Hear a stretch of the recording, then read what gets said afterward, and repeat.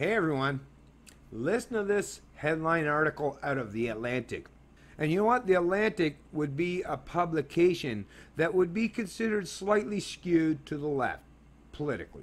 But to be perfectly honest with you, and I've said this in past videos where I've dealt with articles out of The Atlantic, for anything that's remotely considered to the left, or left of center in regards to politics or their particular stance on issues, The Atlantic, once again, very professional and very much at least willing to give counter narratives and rebuff some of the leftist narratives put forth by many other establishment outlets.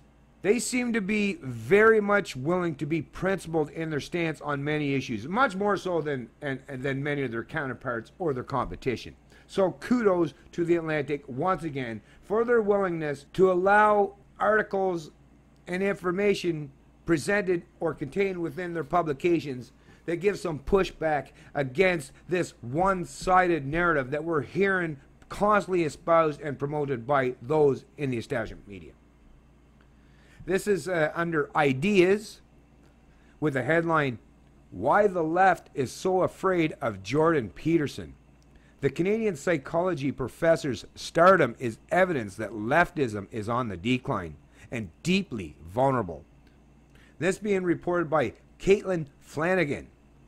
2 years ago, I walked downstairs and saw one of my teenage sons watching a strange YouTube video on the television. "What is that?" I asked. He turned to me earnestly and explained, "It's a psychology professor at the University of Toronto talking about Canadian law."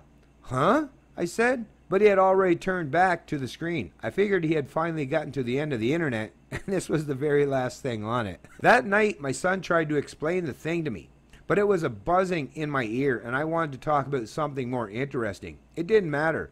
It turned out a number of his friends, all of them like him, progressive Democrats, with the full range of social positions you would expect of adolescents growing up in liberal households in Blue Bubble, Los Angeles, had watched the video as well, and they talked about it to one another.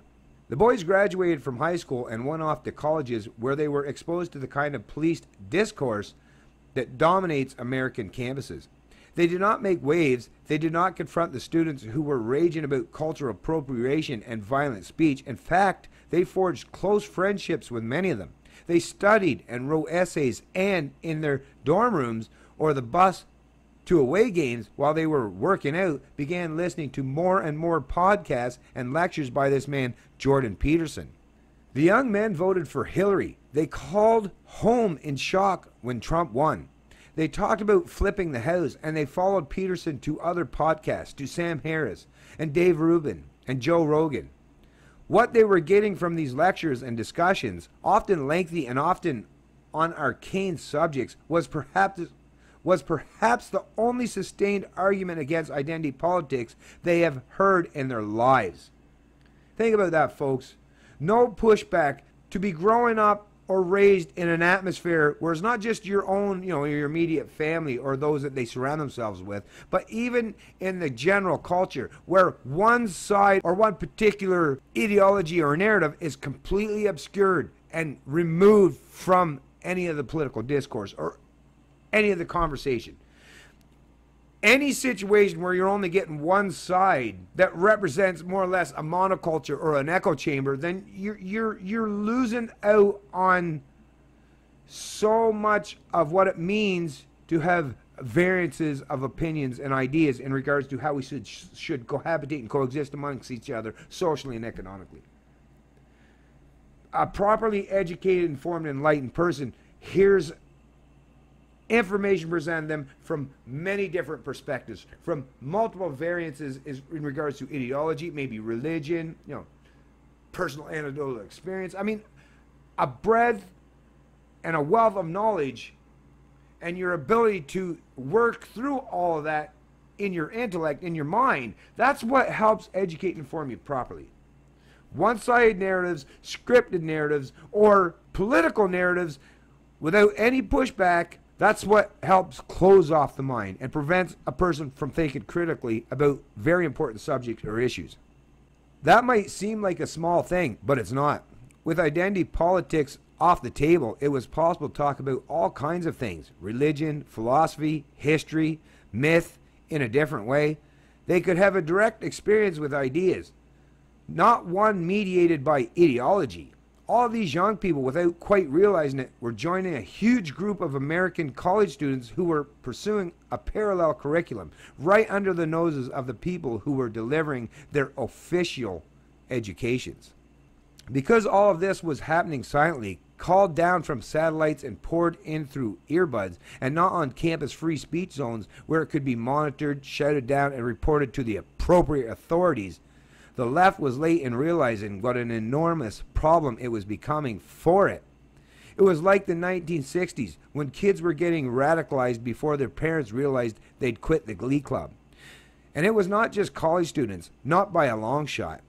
Around the country, all sorts of people were listening to these podcasts. Joe Rogan's Sui Generis show, with its surprisingly eclectic mix of guests and subjects, was a frequent locus of Peterson's ideas, whether advanced by the man himself or by the thinkers with whom he is loosely affiliated. Rogan's podcast is downloaded many millions of times each month.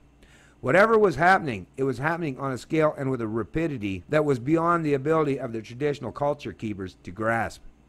When the left finally realized what was happening, all it could do was to try and bail out the Pacific Ocean with a spoon. The alarm sounded when Peterson published what quickly became a massive bestseller, 12 Rules for Life, because books are something that the left recognizes as drivers of culture. The book became the occasion for vicious profiles and editorials, but it was difficult to attack the work on ideological grounds, because it was an apolitical self-help book that was at once more literary and more helpful than most, and that was moreover a commercial success. All of this frustrated the critics. It's just common sense, they would say, in one arch way or another, and that in itself was telling. Why were they so angry about common sense? The critics knew the book was a bestseller, but they couldn't really grasp its reach because people like them weren't reading it, and because it did not originally appear on the New York Times list, and it was first published in Canada. However, it is often the best-selling non-fiction book on Amazon, and perhaps more important, its audiobook has been a massive seller. As with Peterson's podcasts and videos, the audience is made up of people who are busy with their lives, folding laundry, driving commercial trucks on long hauls, sitting in traffic from cubicles to home, exercising. This book was putting words to deeply held feelings that many of them had not been able to express before. That's the beautiful thing. That's the beautiful aspect of living in the age of information, folks, is you don't have to any longer, you don't have to deal with having scripted narratives jammed down your throat. You know, that's been the predominant way things have been done throughout most of history. You know, other than the Gutenberg press, which brought about the Enlightenment era, the original Enlightenment era, now in the information age, in the computer age, where we all can have access to information instantaneously, and I've coined the phrase the Enlightenment era 2.0. Yeah, we don't no longer have to put up with this shit of constantly having everything jammed and forced and thrust down our throats by these central planning hacks, these narrative, these opinion makers, right? Now we can have all kinds of competing opinions and narratives and ideologies presented before us, and we can work through all that and use our logic, use our brain, use the tools that we've been given to understand that who's being morally, logically, and philosophically principled and consistent. I love the information age. Even though there are some perilous dangers that we have to confront too, I'll take those dangers every day with all the positive aspects of living in the modern information age. It's hard to think of a best-selling self-help book whose author has not appeared on the classic morning shows. These programs, Today and Good Morning America and CBS This Morning, are almost entirely devoted to the subject of self-help. But the producers did their part, and Peterson did not go to their studios to sit among the lifestyle celebrities and talk for a few minutes about the psychological benefits of simple interventions in one daily's life. This should have stopped progress, except Peterson was by then engaged in something that can only be compared to a conventional book tour if conventional book tours routinely put authors in front of live audiences well in excess of 2,500 people, in addition to the untold millions more listening to podcasts and watching videos. Videos on Peterson's YouTube channel have been viewed overall tens of millions of times, It seemed that the book did not need the anointing oils of the Today Show, right? Yeah, you didn't need cult leaders, those who practice and promote the religion, the faith of statism. Yeah, no longer, the gatekeepers can no longer, close off the minds of the masses, because once again, we live in the age of information. And good thing for that. The left has an obvious and pressing need to unperson him.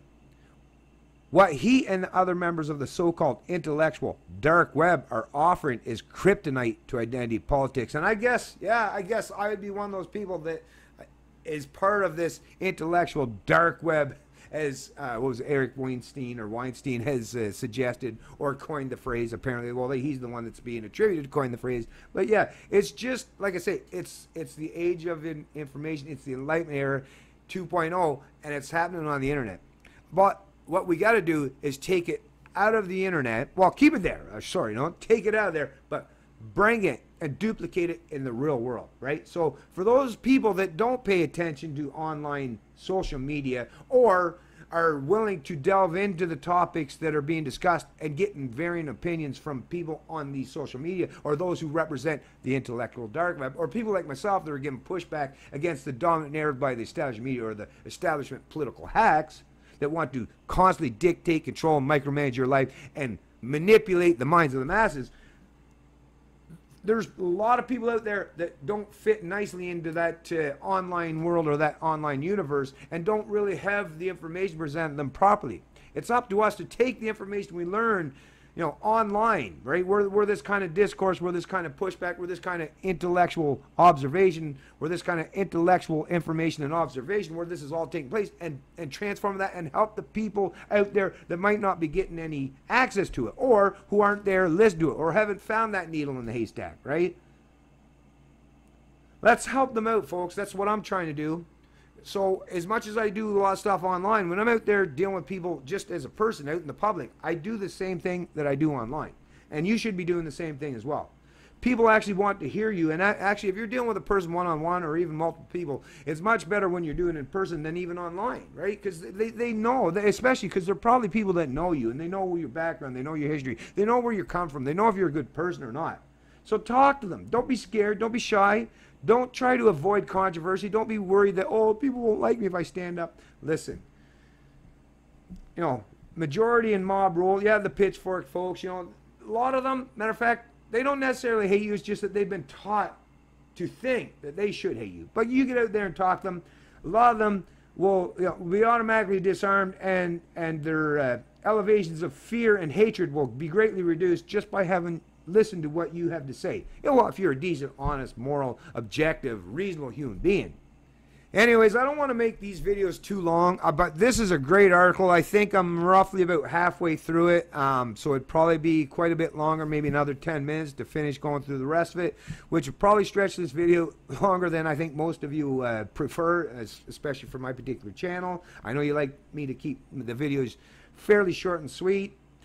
To the point, but informative at the same time, and I think I've done that in this video.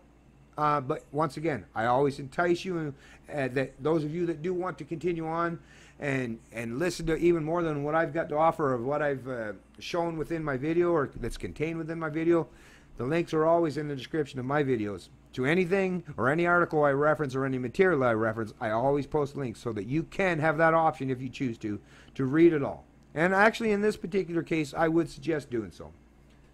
It's Canadian Libertarian, and I love liberty.